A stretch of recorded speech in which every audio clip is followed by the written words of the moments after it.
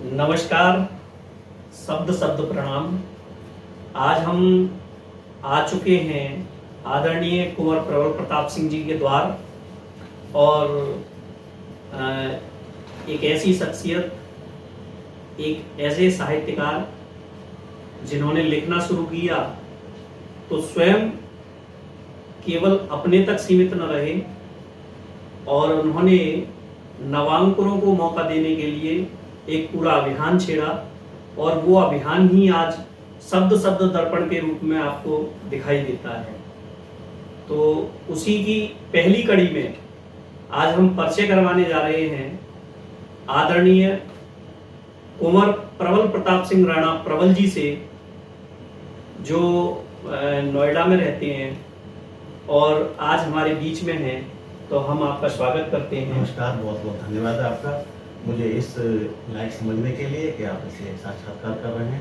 बहुत बहुत धन्यवाद। तो आज हम जानेंगे आदरणीय जी से उनके जीवन के बारे में और वो कैसे इस लाइन में आए, कैसे वो एक नामी साहित्यकार बने, कैसे उन्होंने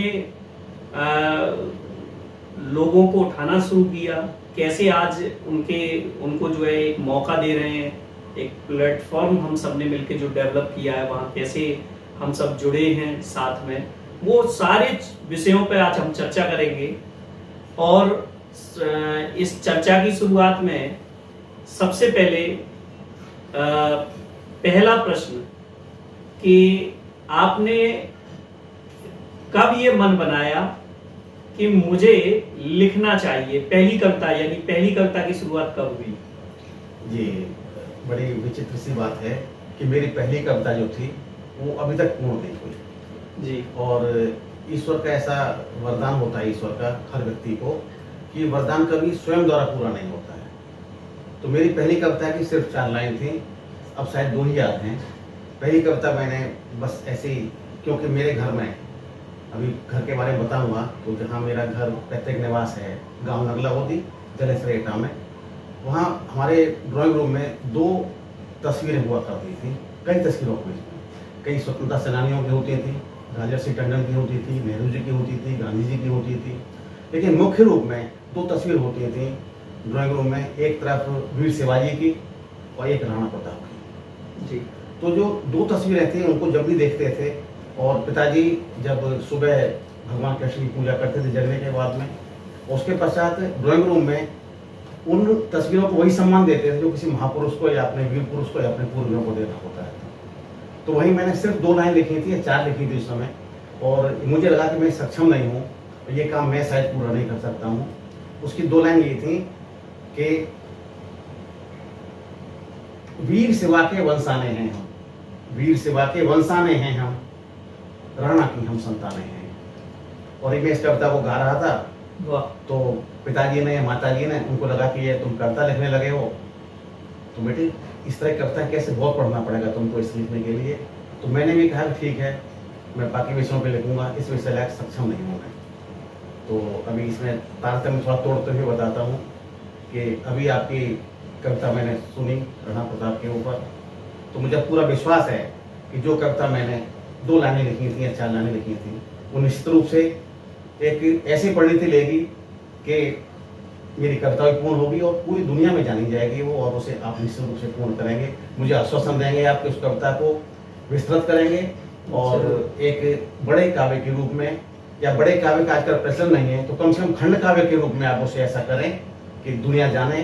तो मेरे मन को बहुत शांति मिलेगी, और जब दुनिया उसको जानेगी तो वो मेरे मन के भाव होंगे, कहीं कहीं होंगे मेरे मन को बड़े बहुत प्रसन्न होंगे। जी, बहुत बहुत धन्यवाद, आभार।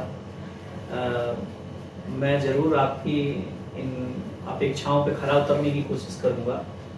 तो अभी हम जानते हैं आदरणीय श्री से कि उनका जन्म कब हुआ और वो कैसे उनका बचपन बीता और वो कैसे यहाँ तक आज पहुँचे हैं। तो इस बीच में वो जन्म से अब तक अपनी यात्रा के बारे में बताएंगे आदरणीय जी। जी, धन्यवाद बहुत बहुत। हमारा जन्म क्योंकि पिताजी पुलिस ऑफिसर थे उत्तर प्रदेश पुलिस में। मूल हमारा जो निवास स्थान है, मूल हमारा जो स्थान है वो जनपद एटा के जलेसर तहसील का गाँव नगलावली है। लेकिन जब हमारा जन्म था उससे पहले पिताजी की पोस्टिंग जिला हमीरपुर में थी, एक बुंदेलखंड का इलाका। और तो वहाँ पर सन 1963 27 जनवरी को मेरा जन्म हुआ। और जैसा कि स्वाभाविक था, पिताजी की पोस्टिंग जगह जगह होती थी, हर 6 महीने में 8 महीने में जिस तरह के पुलिस ऑफिसर की होती है ट्रांसफ़र पोस्टिंग होती है। तो पिताजी हमीरपुर ज़िले में, बांदा ज़िले में, उसके पश्चात मैं छोटा ही था तो पिताजी की पोस्टिंग इलाहाबाद में हो गई, संगम प्रयागराज में। और निश्चित रूप से एक क्योंकि जीवन यात्रा की बात होती है, किसी बात के लिए, किसी व्यक्ति के लिए बहुत सौभाग्यशाली होता है व्यक्ति कि वो प्रयागराज की धरती पर पहुंच जाए और वहाँ उसका बचपन हो। प्रयागराज, उसके बाद में प्रयागराज के आसपास दूसरे जिलों में, फतेहपुर में मेरी बहुत कुछ यादें फतेहपुर की भी हैं, जबकि मैं 5-6 साल का था। प्रयागराज की बहुत थोड़ी थोड़ी यादें हैं। तो पिताजी को एक रुचि थी कि हम लोग गंगा स्नान करें, तो प्रयागराज में संगम का स्नान, उसके बाद फतेहपुर जाने के बाद में वहाँ से भी एक फतेहपुर के नज़दीक बिटौरा घाट होता है, वहाँ गंगा स्नान करना। और हमारी धार्मिक और आस्था का केंद्र शायद भगवान कृष्ण और गंगा मैया।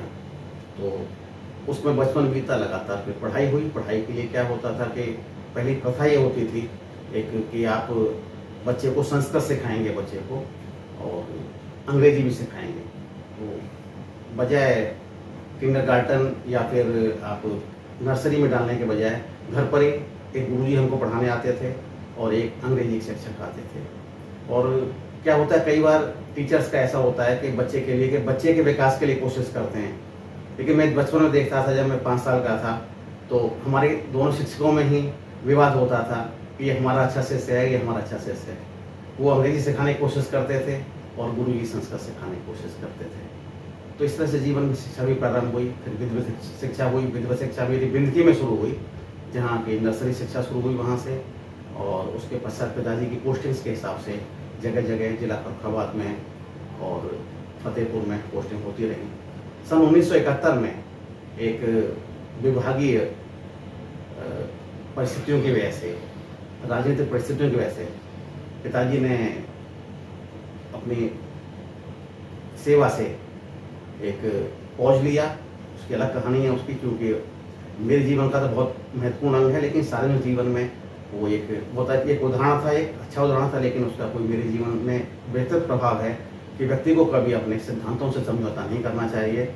और हम लोग उसके बाद पिताजी ने हमको प्रतिस्थापित किया गांव में, और गांव जो कि जलेसर के पास मैंने बताया, वहाँ पुनः मेरी शिक्षा प्राइमरी स्कूल से हुई।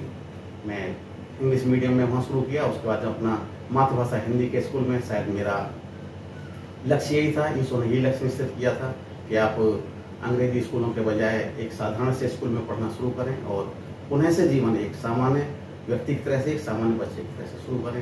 तो वहाँ से मेरी पढ़ाई शुरू हुई मेरी। उसके बाद में धीरे धीरे पढ़ाई के साथ पढ़ाई में इंजीनियर बना मैं, वहाँ मैंने उन्नति की, क्योंकि जीवन यापन के लिए व्यक्ति को कुछ ना कुछ तो करना है।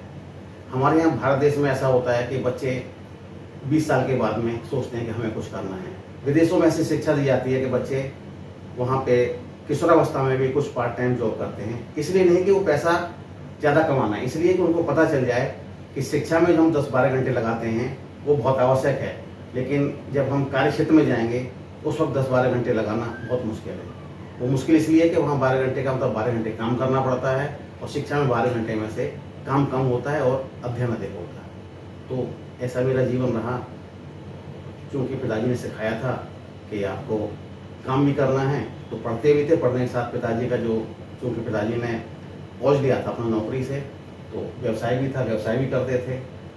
तो ये तो मेरे जीवन की प्रारंभिक कहानी हुई। बाकी तो सब लोगों को पता है, जब एक दूसरे के फेसबुक पे जाते हैं तो किसने कहाँ कहाँ काम किया, क्या काम किया, सब आपस में पता चल जाता है जी। और जहाँ तक कविता का प्रश्न है, कविता तो एक सरस्वती माँ का वरदान है कि व्यक्ति के भाव कविता के रूप में निकले। माँ सरस्वती तो बहुत से रूपों में कृपा करती है। कोई व्यक्ति पढ़ाई के बाद में अपने क्षेत्र में काम करता है वो भी सरस्वती की कृपा है, भगवान विश्वकर्मा की कृपा है। तो मेरे ऊपर तो भगवान विश्वकर्मा की और माँ सरस्वती की बराबर कृपा रही है, और दोनों ही देवताओं का मैं पूरा पूरा आभार व्यक्त करता हूँ कि मेरे जीवन को उन्होंने कभी असंतुलित नहीं होने दिया। जब साहित्य की जरूरत पड़ी तो मैं साहित्य में किया, और जब मुझे कार्य क्षेत्र में जीवन यापन की जरूरत पड़ी तो वहाँ भी मुझे बहुत सम्मान मिला, प्यार मिला लोगों को। इतनी छोटी सी कहानी है, और इसमें कोई और प्रश्न आपका हो तो जी। बताएं, मैं उसको उत्तर देने का प्रयास करूँगा। एक चीज़ और हम देख रहे हैं, इतनी दिन से आपकी कविताएं सुन रहे हैं, और सही बताऊं तो मैं जब से आपकी कविताएं सुनना चालू किया है मैं मुरीद हो गया हूं कुछ कविताओं की। मैं देख रहा हूं कि आप जो कविताएं लिख रहे हैं उनमें आपका आध्यात्मिक पक्ष जो है वो बहुत प्रबल है। तो ये वाले एंगल का प्रबल बनाने में आप पिताजी या माताजी में से किसका योगदान मानते हैं? जी हाँ, असल में क्या है कि मेरी माताजी बहुत धार्मिक महिला थी, बहुत सामाजिक महिला थी, और पिताजी थोड़े सख्त थे पिताजी, लेकिन उस सख्त के अंदर बहुत कोमल हृदय था, और वो भगवान कृष्ण के अनन्य भक्त थे। हम लोग जो पढ़ते थे उस समय रात को निश्चित था कि हमको 10:30 बजे सो जाना है, और समसामयिक जो चीज़ें होती हैं, आज मैं कविताएं लिखता हूँ उसमें जनरल कविताओं पिताजी का बहुत योगदान है कि उस वक्त के रेडियो में 2 चीज़ें होती थी, एक बिना का गीतमाला, वो हमारे खाने का समय पढ़ाई के बीच में ऐसा रखते थे कि हम खाना खाते समय बिना का गीतमाला सुने, और एक BBC लंदन उसके समाचार हिंदी सेवा को वो सुनने का मेरे को आदत डाली पिताजी ने। उसका लाभ भी है उसका कि उस समय के एक अच्छे प्रसारक मेरे अभी आज इस आवासीय दुनिया में और व्यक्तिगत जीवन में मित्र भी हैं, आदरणीय विजय राणा जी। कभी अवसर मिलेगा तो आपसे उन्हें मिलाने की कोशिश करूँगा। वो बुलंदशहर के रहने वाले हैं, और अभी भी भारत और लंदन दोनों में बीच बीच में रहते हैं, बुलंदशहर के रहने वाले हैं, बहुत व्यक्ति हैं। तो उस वक्त मैं कभी उनका प्रशंसक था, आज वो भी मुझे मित्र कह सकते हैं, मैं तो उनको मित्र मानता ही हूँ। तो ऐसे लोगों से परिचय हुआ, और पिताजी का सबसे बड़ी बात यह थी कि आपको अध्ययन करना है, साथ साथ सुबह हमको 10:30 बजे सोना है, 4:30 बजे जगना है। तो 4 बजे जगने के बाद में सबसे पहला ये काम होता था कि आपको पढ़ाई शुरू करने से पहले भगवान कृष्ण का भजन करना है। तो पिताजी सबसे पहले भगवान कृष्ण का, ईश्वर का भजन, और एक बहुत जो प्रिय होता था भजनों का ये था कि हम लोग तो ऐसे करते थे कि जो प्रार्थनाएं होती उनको गाते थे। तो पिताजी का सिर्फ ये कहना था कि अपना सब कुछ ईश्वर को सौंप दो, ईश्वर की इच्छा है, वैसे भी ईश्वर की इच्छा चलनी, आप सौंप दोगे तो ईश्वर कोई भी कोई संकोच नहीं होगा आपके जीवन को नैया चलाने में। आप उनको सौंपोगे नहीं, जीवन तो फिर भी उन्हीं के हाथ में है। तो उनका एक भजन हमको गवाया करते थे, अब सौंप दिया इस जीवन में का सब हार तुम्हारे हाथों में है, जीत तुम्हारे हाथों में है, हार तुम्हारे हाथों में। तो वो भजन मैंने जीवन में उतार लिया, या उतारने का प्रयास किया। कितना उतार पाया ये सब तो दुनिया में बाकी लोग जानेंगे। तो पिताजी का योगदान था। माताजी निश्चित रूप से बहुत धार्मिक महिला थी, नित्य प्रति पूजा करना हमें जरूर करना है, खुद पूजा कर ना पाएँ, क्योंकि आप जानते हैं कि जो कामकाजी महिलाएं होती हैं घर में, वो सभी चीज़ व्यवस्थित नहीं कर पाती हैं। सिर्फ बच्चों का लालन पालना ही काम नहीं होता है, व्यवसाय का भी काम होता है, खेती का भी काम होता है, और बाकी समाज के भी काम होता है। पिताजी माताजी का बराबर योगदान रहा। पिताजी प्रेरणा स्रोत रहे पिताजी, और माताजी का सहयोग रहा कि मैं कभी भी अधार्मिक न हूँ और कभी भी अपनी सीमाओं से बाहर नहीं। तो बहुत अच्छी जानकारी मिली, और इसके साथ ही एक और प्रश्न जो आपके परिवार से संबंधित है कि अभी वर्तमान में आपके परिवार में कौन कौन हैं और वो क्या करते हैं, और आपको किस तरह से सहयोग करते हैं आपकी साहित्यिक यात्रा में? हाँ, अभी मेरे परिवार में जो जिसे परिवार कहते हैं, तो मेरी राय में तो परिवार, पिताजी का जो परिवार है वो मेरा परिवार है। तो मैं पिताजी का सबसे बड़ा बेटा हूँ। उसके पश्चात मेरी छोटी बहन जो कि भोपाल में है, उनके पति doctor MS Rana retired IAS हैं, वो भोपाल में ही वो सेटल हो गए हैं। मेरे मझले भाई अमरदीन प्रताप सिंह, वो ग्रेटर नोएडा में हमारे साथ में ही रहते हैं, और वो अभी एक कंपनी में मैनेजर हैं, एक कंपनी में। छोटे भाई मेरे विद्वान प्रताप सिंह, वो उनका ऑफिस NCR में ही गाजियाबाद में होता है, तो इसलिए यहाँ घर पे न रह के वो आपका गाजियाबाद में रेलवे हार है वहाँ पे रहते हैं। तो ये तो मेरे पिताजी के परिवार, जो मेरा परिवार है। उसके पश्चात मेरे परिवार में मैं, मेरी पत्नी श्रीमती अरुणा राणा और बेटा डॉक्टर गौरव जी राणा, जो आजकल इंडियन एयरफोर्स में स्क्वाड्रन लीडर हैं। तो इतना छोटा परिवार है। सहयोग का जहाँ तक प्रश्न है कि मैं एक कंस्ट्रक्शन कंपनी में महाप्रबंधक परियोजना था। मुझे प्रोजेक्ट से बहुत काम होते थे, बड़ा व्यस्त जीवन होता था। साहित्य के लिए समय कम निकाल पाता था। जुड़ा तो सब लोगों से रहता था, क्योंकि बहुत समय से मेरे जो सीनियर्स लोग हैं, मेरे जो अग्रज हैं, वो साहित्य क्षेत्र में हैं बहुत से, और मेरे छोटे हैं वो भी, सब जुड़े हुए, लेकिन मैं समय पूरा नहीं निकाल पाता था। तो आज से 3 साल पहले मुझे कोविड हुआ। उस वक्त कुछ थोड़ी सी तारतम्य बिगड़ा जीवन का। तो बेटे ने कहा कि अब पिताजी आपको ऐसा करना है कि अब आप जो आपका रुचि है आपकी साहित्य साधना, उसी को समय दें। और जीवन यापन में आपने बहुत ऊंचाइयाँ प्राप्त की व्यावसायिक में। उन ऊंचाइयों को लगता नहीं मुझे कि उस आवश्यकता है कुछ और आगे जाने की, और उसमें चाहिए तो आप उसमें आप लोगों को सहयोग कर सकते हैं, कहीं भी सलाह दे के कुछ कर सकते हैं। आप अगर पूरा समय लगाना चाहते हैं तो आप लगाइए। तो बेटे का, श्रीमती जी का भी बहुत सहयोग है मेरा, क्योंकि ये साहित्य साधना में क्या होता है कि आपको, आपके वर्ग के जो लोग हैं वो आपको ही समझते हैं कि आप कुछ काम कर रहे हैं, लेकिन ये प्रश्न हमेशा बाकी लोगों का रहता है कि आप कविता करते हैं तो काम क्या करते हैं। तो मुझे संतुष्टि बहुत है परिवार की तरफ से कि जितना मैंने काम था कर लिया, और अभी आगे जो भी काम करना है साहित्य में करना है, अपने बड़ों का आशीर्वाद लेना है, और अपने जो साथी हैं, और मैं किसी को जूनियर या कनिष्ठ नहीं मानता हूँ। जो भी साहित्यकार होता है वो सरस्वती पुत्र होता है, और उसकी माँ और या उसकी गुरु सरस्वती होती हैं। तो चाहे वो व्यक्ति गुरु भाई माने या उसको भाई माने, तो कनिष्ठ और वरिष्ठ का तो कोई प्रश्न ही नहीं है। फिर भी वरिष्ठों से आशीर्वाद देना है, और जितने साथी हैं उन सब साथियों को साथ लेके चलना है। कैसी यात्रा है, कहाँ तक जाएगी, ये ईश्वर के हाथ में है। जिस समय आपने ये कविताएं लिखना शुरू किया, और आज का दौर जहां आप साधना टीवी के लिए भी मानद निदेशक जैसे पद पर हैं, तो दोनों में क्या अंतर महसूस करते हैं, वो समय और आज के समय में? हाँ, उस समय जब मैं कॉलेज में था, RBS कॉलेज में था इंटरमीडिएट के बाद में, तो वहाँ के जो भी साहित्यिक लोग थे, अपने वरिष्ठ लोग थे, उन सबके संपर्क में रहने का प्रयास करता था। और उस समय छात्रों में भी बड़ी चेतना होती थी, राजनीतिक चेतना भी थी, साहित्यिक चेतना भी थी। मुझे अच्छी तरह से याद है कि मेरा पहला जो कवि सम्मेलन था, तो उसमें हमारे कई मित्र और वरिष्ठ कवि भी आगरा के राष्ट्रीय युवा कवि सम्मेलन हम लोगों ने किया था, और वो आगरा का प्रेक्षागृह सूर सदन है उसमें हुआ था। और एक ऐसी विडम्बना सी दिखेगी लोगों को, या ताजुब भी होगा कि उसमें गीत ऋषि नीरज जी थे, उसमें अभी तक अध्यक्षता कर रहे थे। और जैसा कि लोगों को जान था कि मंचों पर कभी इकट्ठे नहीं आने वाले काका हस्तसी जी उसी मंच पर थे, और मैंने देखा था कि किस तरह से दोनों की नोकझोंक होती थी। और अच्छी से ध्यान है कि नीरज जी ने बहुत अच्छी गजल सुनाई थी। नीरज जी ने तो काका जी तो हंसते थे, तो बोले कि वही मंच पे बैठे हुए थे, हम भी पीछे बैठे हुए थे, क्योंकि स्वाभाविक सी बात है कि जो नवोदित होते हैं उनको तो कभी मंच पे पीछे जाके बैठ जाते हैं, फिर जाके दर्शकों को देखना, व्यवस्थाएं देखनी है। तो बस काका जी हंसते बोले तो कि भाई नीरज जी आपने तो गजल में बहुत कुछ कह दिया, हम तो थोड़ी सी ही बात जानते हैं। बताइए क्या जानते हैं? कि हम तो जानते हैं कि काका को अगर काकी चाय पिला दे तो गजल होती है। तो मैं तो उसमें ये माहौल था कि इतने बड़े बड़े कवि और कैसी भी छोटी छोटी बातों को भी कविताओं में ढाल लेते थे, कभी बुरा नहीं मानते थे। आज की डेट में अगर ऐसा व्यक्तिगत कर दे, कोई मूर्धन्य दो रचनाकार हों और आपस में नोकझोंक हो जाए, तो न जाने कितना मीडिया का प्रश्न बन जाएगा, और इसी पे वाद विवाद बन जाएंगे, कई इंटरव्यू आ जाएंगे लोगों के, दो फाड़ हो जाएंगे कि काका जी ने नीरज जी को ऐसे कह दिया, ऐसा अक्सर हो जाता है।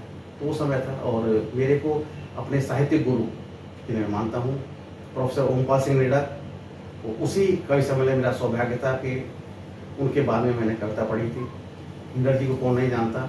आज हमारे राम का आंदोलन है, राम जी का जो, जिसमें हमने राम मंदिर बन रहा है, उसका जो शीर्षक गीत था वो प्रोफेसर ओमपाल सिंह निडर, जो कि मुझे सौभाग्य है कि मैं उनका शिष्य हूँ उनका, और वो मुझे भतीजा भी मानते हैं, हैं भतीजा उनका हूँ ना मैं, और शिष्य तो उनका हूँ ही मैं। तो रामलला हम आएंगे, मंदिर कहीं बनाएंगे, वो उन्हीं के शब्द थे। उन शब्दों के बाद में ही मैं तो मानता हूँ कि बहुत बड़ी चेतना जागी। तो ये मेरा सौभाग्य था। हाँ, आज का जहाँ प्रश्न आता है कि तो अभी कवि सम्मेलन एक अलग चीज़ हो गई। कवि सम्मेलन हर व्यक्ति के पास अपना प्रोफाइल है, हर कवि के पास में, और हर आयोजक के पास में उसको देखना है कि मेरे गुट का कौन व्यक्ति है, कौन मुझे सपोर्ट करता है, उसके पास तक पहुंचता है, बाकी लोग कैसे भी पहुंच नहीं सकता। तो साधना टीवी से जहाँ तक जुड़ने का प्रश्न है, सतमूला कवि अभिषेक प्रोग्राम के थ्रू, तो वहाँ प्रवीण आर्य जी हैं, वो भी मेरे निडर जी के हिसाब से मेरे गुरु भाई हैं, और वो भी निडर जी को चाचा जी कहते हैं, मैं भी चाचा जी कहता हूँ, और दोनों उनको गुरु भी मानते हैं दोनों को। तो वो प्रोफेसर ओमपाल सिंह निडर के आदेश से ही मैं उनके साथ जुड़ा, और आर्य जी अच्छा काम कर रहे हैं, और मुझे भी उन्होंने मौका दिया साथ में काम करने का। तो वहाँ यही है कि किस तरह से जो नामांकनों को है आगे ले जाना है, कि उस कार्यक्रम में भी आप देखेंगे अगर, तो पिछले 20 सालों से उस कार्यक्रम ने बहुत से नामांकनों को प्रतिष्ठित पद तक पहुँचाया है। जो आज के बड़े बड़े लोग जैसे डॉक्टर प्रवीण शुक्ल हैं, उन्होंने लगातार कई वर्ष तक अपनी कविताएं पढ़ी हैं सतमूला पे, और लगातार एंकरिंग की है। कई सारे नाम हैं, और क्योंकि किसी एक व्यक्ति विशेष का नाम लेने से तो थोड़ा लगता है कि किसी का प्रचार हो रहा है। डॉक्टर प्रवीण शुक्ल का तो क्या है कि वो हास्य कवि हैं, तो हास्य कवि का नाम तो कहीं ले लीजिए, हास्य में भी वास्तविकता दोनों में चल सकता है। तो प्रयास है उसके थ्रू, और ये बहुत अच्छा मेरा सौभाग्य है कि सतमूला के बाद में आपसे एक आभासी भेंट हुई, वास्तविक भेंट आज हो रही है। उसकी प्रसन्नता तो मैं चूँकि वर्णन शब्दों में नहीं कर सकता हूँ, और अधिक प्रसन्नता का होता क्या है कि शब्दों में वर्णन हो भी नहीं सकता, शब्दों में बांधना बहुत मुश्किल होता है। तो अब सब दर्पण का ये जो स्थापना की गई है, इसमें आपका बहुत अच्छी संकल्पना है, और मैं अपने स्तर से जितना प्रयास कर पाऊँगा, क्योंकि नवांकुर के साथ क्या होता है कि उसको सम्मान मिलना बहुत जरूरी है। प्रश्न ये नहीं कि उसको आपने कभी 5 मिनट कविता पढ़ने को दे दी। जब कभी मंच पे होते हैं आप, चाहे वो आभासी मंच हो चाहे वास्तविक मंच हो, वहाँ पे ये कभी एहसास नहीं होना चाहिए हमें पहली कविता जिस कवि को पढ़वाई है वो कवि सबसे छोटा है नहीं, या सबसे वरिष्ठ है बाद में पढ़ेगा, ऐसा नहीं होता। क्या है कि वो मंच की व्यवस्था हो सकती है, लोगों को मौका देने की हो सकती है। हमारे यहाँ ऐसी कोई व्यवस्था नहीं है। एक नामांकन से लेके अध्यक्ष तक हम ये मानते हैं, जैसा कि आपको विदित है, आपको और संकल्पना आपकी है उसमें, कि जब मंच पर बैठ गए तो सभी बराबर हैं। कोई व्यक्ति हो सकता है कि बहुत अच्छा रचनाकार हो, और उस दिन वो उसका दिन ना हो, वो हमें अच्छी रचना न सुना पाए, और कोई रचनाकार अपनी पहली रचना से हमको एकदम अचंभित कर दे। तो इसी तरह कार्यक्रम हम लोग लेके आएंगे, प्रयास करेंगे, सम्मिलित प्रयास में करेंगे, और आगे और भी कोई प्लेटफॉर्म हमारी नज़र में आएंगे। जैसे कि अभी आपने कल फेसबुक पोस्ट डाली थी, तो हम दूसरे मंचों पर भी जाएंगे, जैसे कि उन मंचों में क्या अच्छाई है और हम कहाँ खड़े हुए हैं। तो उसके लिए और मंचों पर भी जाएंगे, जैसे कि आज कार्यक्रम है, उस कार्यक्रम में आप भी जाएंगे। और बहुत बधाई का पात्र है अपना समूह, कि अपने समूह से 4 लोग उसमें जाएंगे और अपना प्रयास करेंगे कि अपनी छाप हम ही छोड़ें। तो इसी तरह के छोटे छोटे प्रयासों से हो सकता है कि हम आगे अच्छा करते जाएं। बिल्कुल। तो मैं इस बीच में एक जो मेन चीज़ जो थी, मैं वहाँ पे आ रहा हूँ। हमने जैसे कि आपका एक बहुत अच्छा विचार रहा कि हमें ई पत्रिका जो है स्टार्ट करनी चाहिए। तो शब्द दर्पण को मजबूत करने के लिए, ई पत्रिका को मजबूत करने के लिए, और नवांकुरों को एक मजबूत प्लेटफॉर्म देने के लिए क्या संदेश है आपका नवांकुरों के लिए? हाँ, जो अपना जो एक नया जो एंटरप्राइज कह सकते हैं उसको, या अपने प्रयास कह सकते हैं, शब्द दर्पण ई पत्रिका। इससे क्या होता है कि जब आप ये कविता वर्चुअली पढ़ते हैं या मंच पे पढ़ते हैं, तो उसकी स्मृति एक वीडियो के रूप में होती है। हालांकि ऑडियो विजुअल जो है एक बहुत सबसे अच्छा माध्यम है, लेकिन फिर भी हमारे जितने पाठकगण हैं, चाहे वो डिजिटल मीडिया से पढ़ें, चाहे वो आपका सुबह आने वाले अखबार से पढ़ें, तो एक चीज़ ये है कि आप देखने वाली चीज़ को याद तो रखते हैं, लेकिन उसको दोहराते नहीं हैं उसको। तो पत्रिका का सबसे बड़ा ये है कि एक दस्तावेज होगा, और उसमें कोई व्यक्ति भी ये देख पाएगा, नवांकुर है वो ये देख पाएंगे कि हमने कब प्रारंभ किया था और उससे आज हमारी कितनी प्रगति हो रही है। और मंच पर जब पढ़ते हैं तो आपका वीडियो है, 10 लोगों का एक वीडियो देखा आपने, मंच पर साथ साथ परफॉर्म किया, उसके बाद में आपकी स्मृति में उसमें कुछ लोग रह जाते हैं। लेकिन एक पत्रिका में एक नवांकुर की रचना आज छपती है और अगली रचना अगर 6 महीने बाद छपती है या 3 महीने बाद छपती है, तो दोनों का जो अंतर है वो स्वयं भी आकलन कर पाएगा और उसके जो साथी हैं जो छपे हैं और बीच में जितने लोग छपे हैं वो एक आकलन कर पाएंगे और दुनिया के लगभग सभी लोग कर पाएंगे। क्योंकि हमारे साथ एक चीज़ और आपको जो पता है कि पत्रिका के साथ साथ ब्लॉग भी है जी। तो कोई व्यक्ति ब्लॉग में लगातार लिख रहा है और उसके पश्चात अगर उसकी पत्रिका में स्थान मिलता है उसकी रचना को, तो उसके लिए एक बूस्टअप होगा उसके लिए और आगे जाने के लिए प्रयास होगा उसके लिए, आगे सीढ़ी मिलेगी। जी। तो आज हमने सुना आदरणीय कुंवर प्रबल प्रताप सिंह राणा जी को कि वो कैसे साहित्यिक सेवा में लगे हुए हैं, तो चाहे वो साधना टीवी के माध्यम से हो, चाहे वो शब्द दर्पण ब्लॉग के माध्यम से हो, चाहे वो शब्द दर्पण ई पत्रिका के माध्यम से हो, चाहे वो शब्द दर्पण के यूट्यूब चैनल के माध्यम से हो, चाहे वो ओपन माइक प्रोग्राम जो हैं उनके द्वारा हो, या और आने वाली जो योजनाएं हैं जो दिमाग में चल रही हैं, जो नवांकुरों के लिए काम करने की प्रेरणा मुझे भी सर से मिलती है।